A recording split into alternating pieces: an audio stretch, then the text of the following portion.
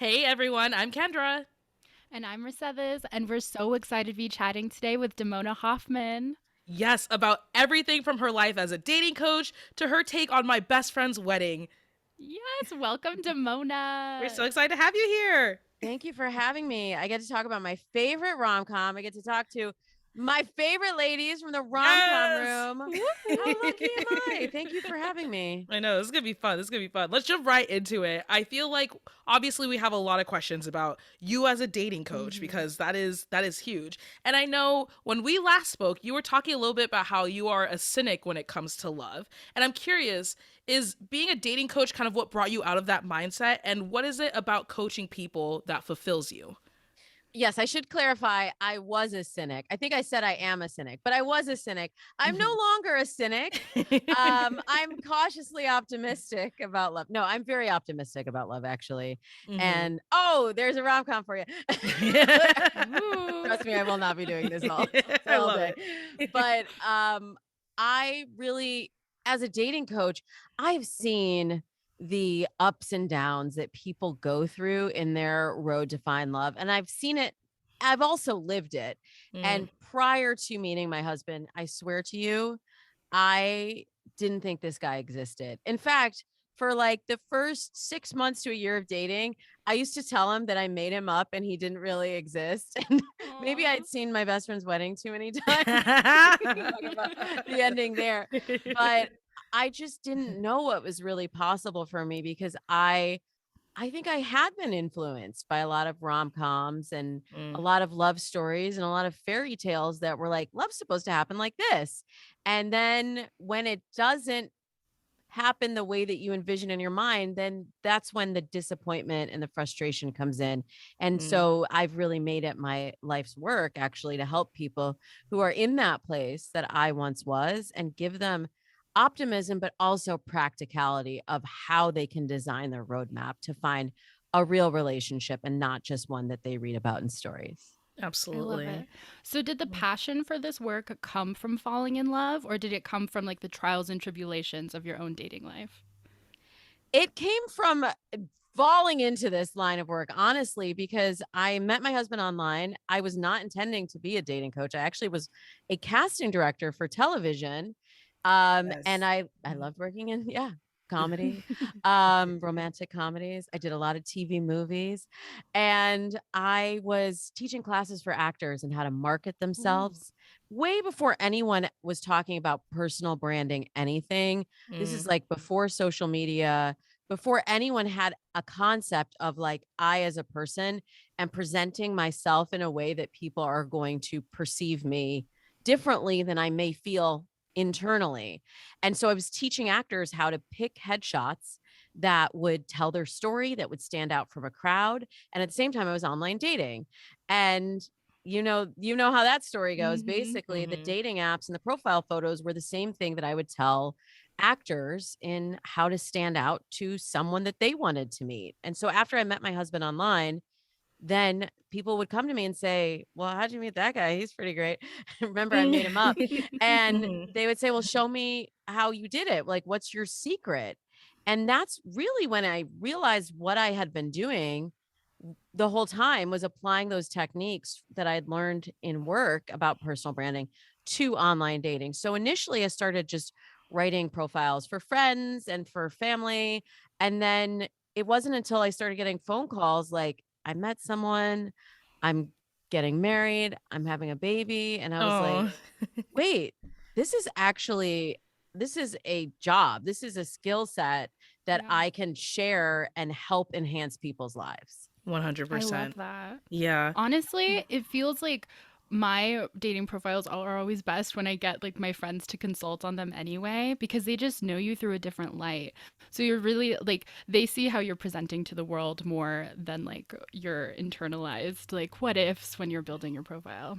Mhm. Completely. And I will tell you, most profiles, when I read them, polish them, work with a client, the first like two sentences, usually, I can just scrap. I can just strike that because it's like all of our insecurities and all of our worries that we lead with. And I'm like, no, no, no, lead with the thing that will attract that person. And you have to stand out right away. So just going back to my casting days, I Mm, literally would get a stack of like hundreds of headshots for every role. And you needed not necessarily to be the most talented actor, you needed to market yourself in the right way for me mm, to go through those pictures, just like swiping an app now. I would Mhm. just go through mhm. those pictures like, oh, this person looks interesting. Then let me see what they're about. And that's really akin to the primary photo on your dating profile. It's that first photo that makes someone go, "Wait, I'm gonna stop scrolling for a second and see what is this person about?" Yeah, Right. absolutely. I feel like as someone who is chronically single, I get a lot of advice from people who met their significant others on dating apps being like, well, you can't look for it. And it's like, but dude, you were on a dating app. You're clearly, a part of you was looking for it. And I feel like there's just a lot of caveats when it comes to love. But like with that being said, I want to dig into your own personal love story. So I have heard your story on the podcast, The Moment, where you and Seth will talk about like how you first met. But I'm curious, you guys have been together for a while, your anniversary is coming up. Is there one single moment with your husband that you wish you could experience for the first time again? And what would it be? Oh, that's such a sweet question. Wow. The first moment I could experience again.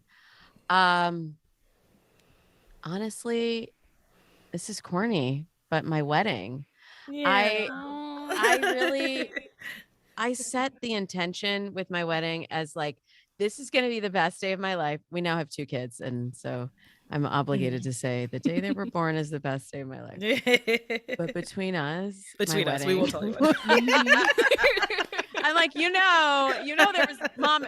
I said this to my daughter the other day. I was like, there was mom and dad before there was you. And she's like, no, there wasn't. I'm like, that's right. There was Damona and Seth. We were our Mhm. individual people. We weren't mom and dad. But I set the intention, and I know we're going to talk about weddings in a little bit. And we Mhm. talked about weddings on my podcast, Dates and Mates.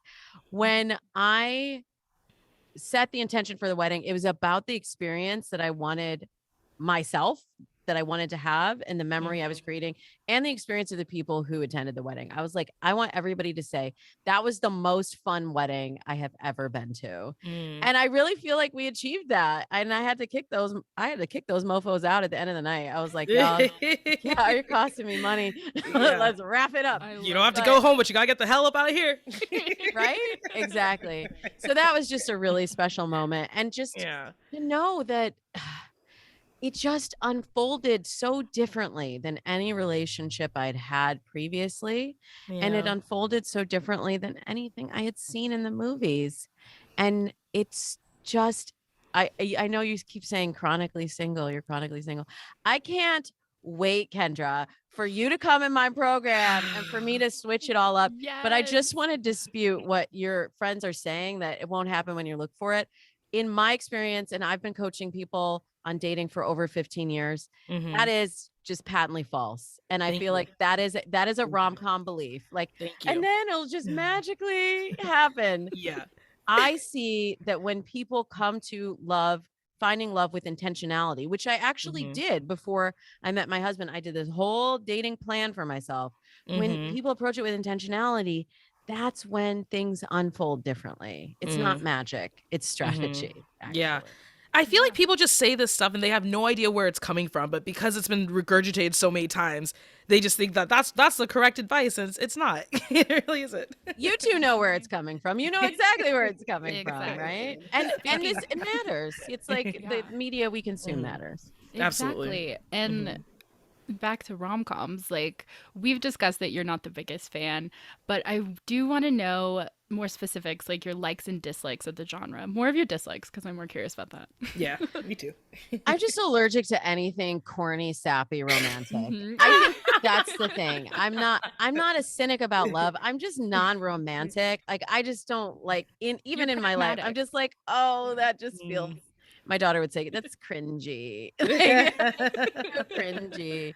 So, I don't like that, but I like real moments, and I like when films infuse a sense of growth. I believe that relationships are a mirror, and your partner can illuminate your biggest flaws and also highlight your biggest strengths. Mm. And I love that in a movie when you can see the growth in someone through the people that they're relating to. Mm-hmm. Yes. Absolutely. That's beautiful. That's beautiful. And leads me to my next question. I mean, obviously you're here because Mercedes and I love rom-coms.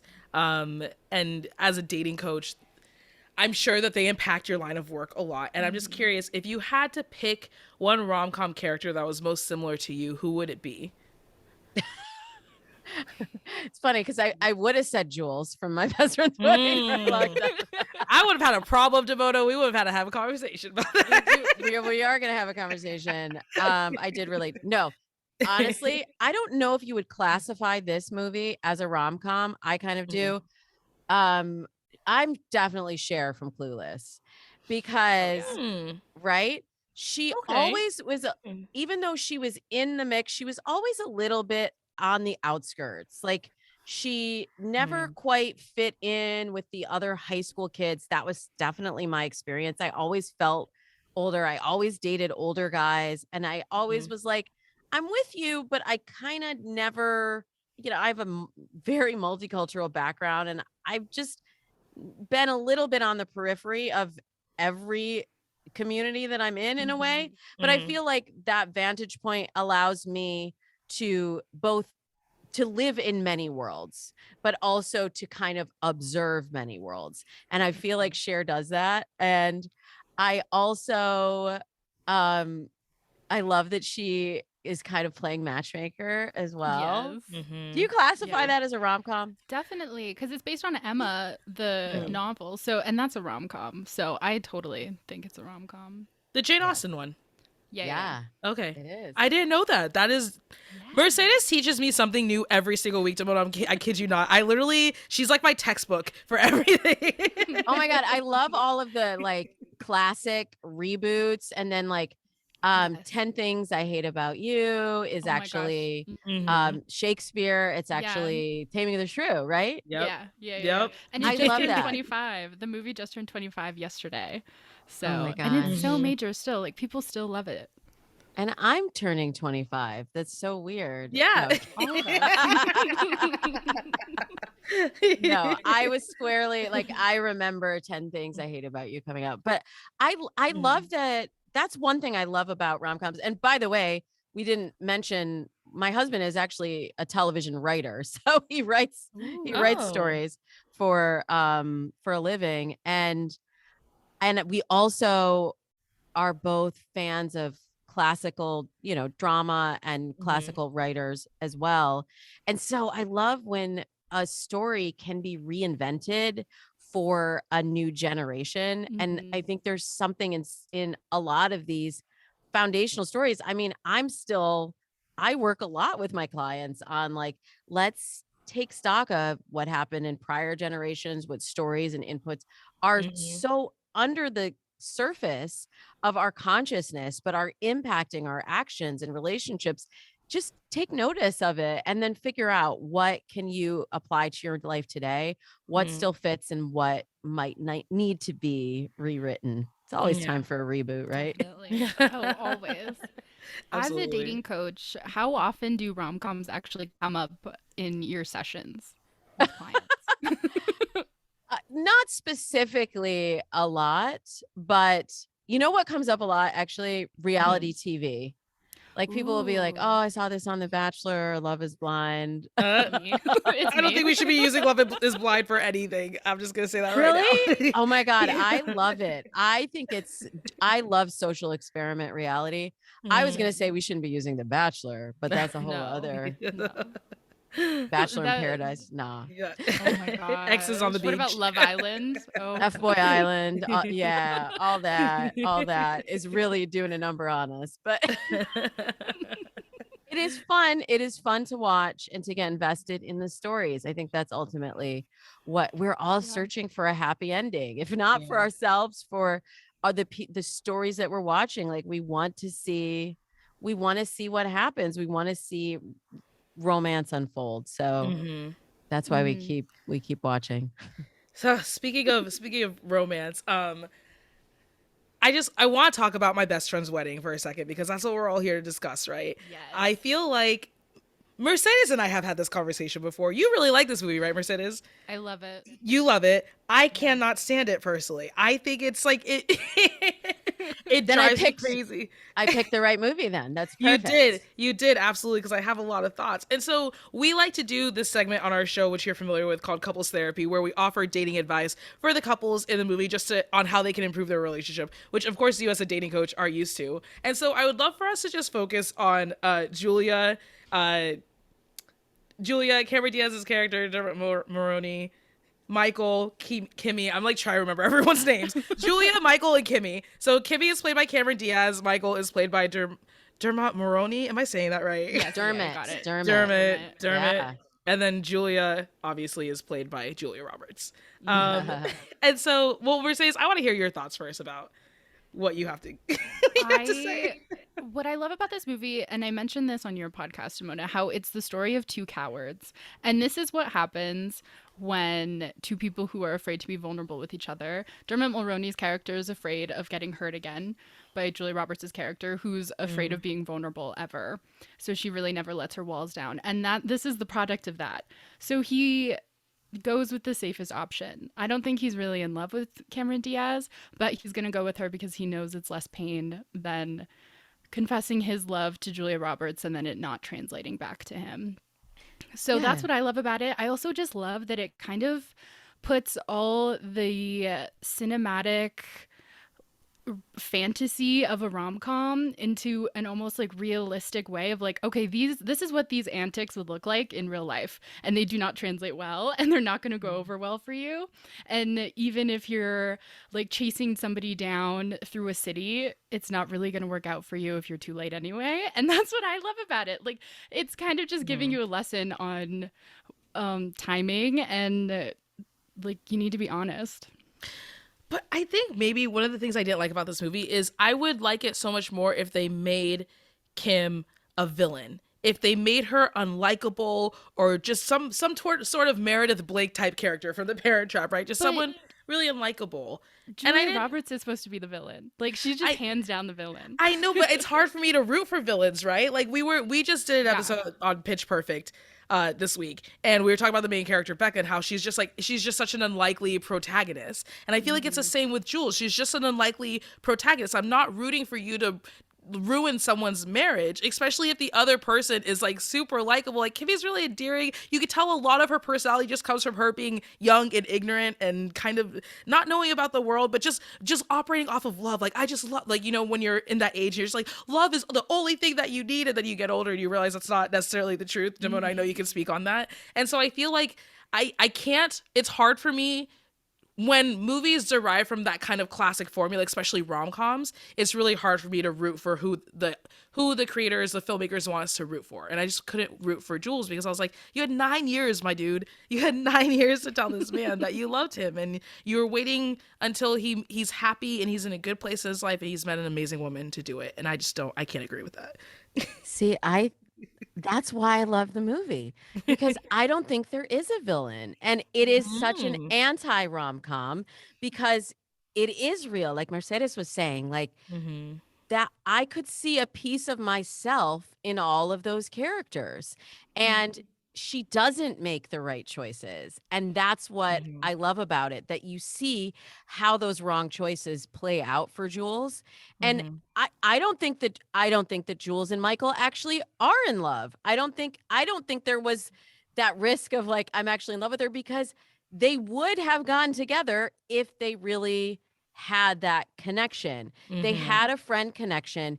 And just because of time, you're going to put a clock on it that if you're still single by 28, you're going to get married to this person that you don't have a romantic passion for. And then you're going to convince yourself that you need to chase them down and break up their marriage because you weren't feeling it, but you don't want to be left on the sidelines. Yeah. So, I Yeah. mean, that just encapsulates like the whole my passion for it. But like to Kimmy, who's kind of the she's actually so charming and likable. This is the Cameron Mhm. Diaz character. Mm-hmm. And even in spite of all of Jules's antics. Like she can't lose. But when you step back and look at it, like she's about to give up her career. Like she's was Mhm. going for a successful career, I think, as an architect, and she's gonna leave it all behind to support Michael on this. And I was like, as a dating coach, first of all, just know she's 20. She's 20 years old. Exactly. I'm Yeah. just like, girl, you're gonna regret this later. And for Yeah. the other two, I think it's just like it wasn't right for them to be together, but that doesn't necessarily mean that Kimberly is the right choice either for Mhm. Yeah. Michael. Mhm. There's a quote that Kimmy says where she says, "He has you on a pedestal, but I'm on his arm." And I'm always curious because I don't Mm. actually know which is better, like being admired from afar or wondering if you settled for something that's not necessarily like a big love. Hmm. So, It's yeah, somewhere I always in think about that. between, right? It's Yeah. like Hmm. I thank you for bringing that quote though. I always loved that quote too. You should not be putting your partner on a pedestal. Yeah. Mhm. And you like in a way I've said this to my husband, like both of us feel like we're the lucky ones, but I don't put him on a pedestal. I see him as human, and I think that's a Mhm. really important element of relationships and something that a lot of rom-coms forget.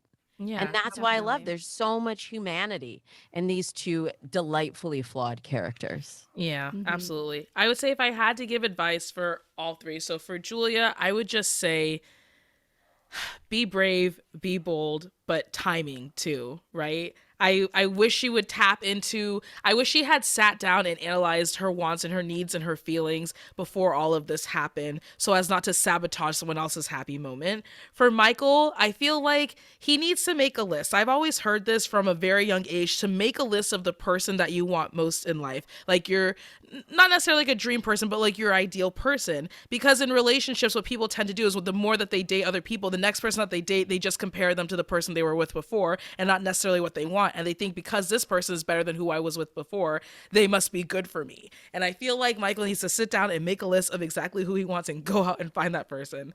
And then with Kimmy, I just feel like you are absolutely right, Damona. She's incredibly charming because of her age and because she's so ignorant. But also, too, like she needs to make decisions as well. Like, what kind of life do you want to live? And who do you want to live it with? Who do you want to be? Because it's at the age of 20 that we start asking ourselves those things as we, we're graduating from college and we're going out into the real world. We have to ask ourselves those hard questions. And I don't think you should be getting married until you have those tough conversations with yourself. Yeah, So and you're that's gonna ask my those questions again at 30, and you're gonna ask them again at 40. And yeah. but that is actually that's great advice. And the next time I'm hiring a coach for my company, I'm gonna bring you aboard because that's Yeah. actually the foundation of all of my coaching programs. I start Mhm. with mindset. Mindset Mm, is both who you are, what you bring to the table in a relationship, mhm, and what you want and need and value in a partner. And when you have mhm, clarity on that, it shifts the whole process of finding love, and then you're not second guessing. Cuz mhm. this whole movie, Jules is second guessing her decision not to marry Michael for the last whatever 10 years. Yep. Yeah. You can have conviction in your choice, and like it's funny cuz also I had in college, I had like a best friend that was kind of like my Michael. And when I Mhm. tell you there was no physical attraction, like I could look at him and be like, he's an attractive guy, but like he was my bestie. Yeah. And there was nothing at all romantic on it. Like my mom loved him. She was even like, maybe you could marry him. And I'm like, I'm not interested.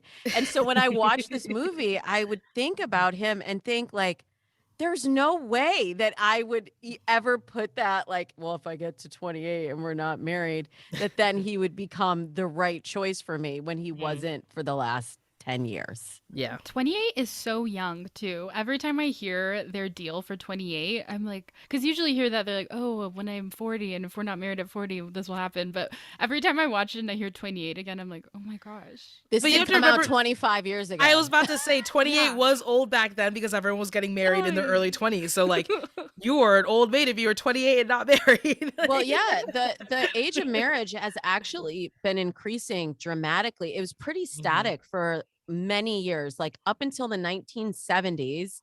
It was pretty much the same. And Mm. every decade since then, especially in the last 10 years, the marriage age has jumped up at a really Mhm. steady clip. And there's just so much in there to unpack as to why, but I think it's interestingly Millennials. That's why.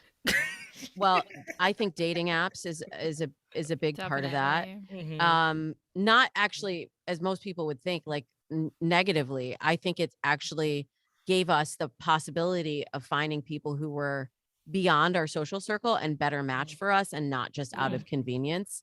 Hmm. Jules and Michael, but Yes. but actually allowed us to go out into the world and find somebody. And sometimes that takes a little bit more time. But I Mhm. also think it's correlated with feminism and correlated with women gaining more earning power and not having to just choose the at 20 years old this Mhm. guy who had a reliable career, even though Mhm. apparently Mhm. Michael's career wasn't all that anyway. But we could carve our own path ourselves. And I do wonder if this movie was today, I don't think Kimmy would be giving up her architecture career to Not for a No. second. settle for Michael's career. And like, can they have both? Like, can Michael just Exactly. support Kimmy on her Mhm. career and they can be a power couple? That's what we want in 2022. Absolutely. Mhm. I'm curious too, Damona. I don't know how much you incorporate love languages into your coaching, but if you had to kind of decide each character's love language, what would you say they are? Okay, so recently, actually, on Dates and Mates, I just discovered that the love languages are they're not for me the Mm. best language to use because it was actually developed in the 80s based Yeah. on Christian married couples. So the way that we apply today, the the gifts and the acts of service isn't actually how they were originally studied or intended. So I just want to be careful in Mhm. assigning. I know there's been like a resurgence in love languages, but I've had a big epiphany and I'm starting to shift to a more modern framework for it. But what I love Mhm. is that it does give us an understanding of how we give and receive love, which I think is Mhm. something that for a Mhm. long time people weren't talking about. So Yeah. wait, your original question is what are their love languages? Yeah, I'm curious if you had to assign them a love language or like how they give love or how they receive love. How would you describe them? Yeah. See, I'm gonna rewrite. I'm gonna write new love languages. Let's do it. Let's do Do it. Yo, it. this is the rom-com room. We could do whatever we want. Yeah, we do whatever in here. In Thank you. In my mind, I think Jules is the attention seeking love language. She really Mm. needs to feel seen Mhm. and valued. And I like I maybe she's an acts of service person. But Mhm. I don't know. I think she really like it was really important to her to like be chosen to be in the wedding and to have that Yeah. place of focus Mhm. for a lot of the movie. And for gosh, for Michael, I think it's probably that he also just he needs to be adored. So maybe his is like a physical touch, but I think it's also an emotional adoration as well. Yeah. Mhm. And for Kimmy, I think her love language um it has to be something more romantic. Like it's more the idea, I think, of Michael than it is the reality. So I just Definitely. rewrote the love languages for you. Love it. Those are not clinically studied or anything. But Love it. The They're Damona Hoffman love profound. languages. All right. yeah. So we also like to talk about if the couple lasts for 5 years, but obviously there are two scenarios here, right? So if Jules and Michael do get together, do you think they last 5 years? And Michael and Kim, who actually did get married, do you see them lasting in 5 years? Okay, so is this in the context of 25 years ago when this Hmm. movie came out, That's or a- in the that's a good- context of today? I know I know, because that changes a lot, huh? it does. Uh, Because I think in the time, I think Kimmy and Michael stayed together. Yeah. I think Kimmy popped out a couple kids within the first 3 years. She probably had 2 kids. And then she was like, I'm in it. And that was her That's a choice. statistic. And that's how she that's how she wanted to live her life. Yeah. That was the most important to her. And then at 40, then she realizes that, like, oh my gosh, my architecture career. And then she goes back to school. And then maybe, but in the short term, everything was all good. And her husband's all cute and all that. So she was happy at the PTA meetings because they're like, you have the cute husband. You should see some of these fools that the other girls from college met and married. I think Jules. Wait, the question is if Jules and Michael were to get married instead. Yeah. Do Oh, you that think wouldn't they have last lasted. 5 years? No, Right? no, no. That wouldn't have lasted 5 minutes. Yep. I don't even know. They would have they would have annulled it right away and been like, 100% what are we agree. doing? Because they didn't have the attraction. That's such an important element. Like, you can go down this list and be like, these are all the qualities I need. This is what I value. But the reason that I tell my clients to practice slow love and to just go through the process of being led by curiosity and getting to know someone is that as you get to know someone deeper, a deeper level of attraction should unfold. And they knew each other pretty darn well. And that level of attraction didn't develop, which means it wasn't right. It wasn't there. And, Jules is a snake anyway. I guess she is the villain. Now that I'm talking I think to they're you, I'm like, both the villain, though. I think he's also a villain. yeah. And yeah, I think they both have villainous qualities, which is what makes this movie so great.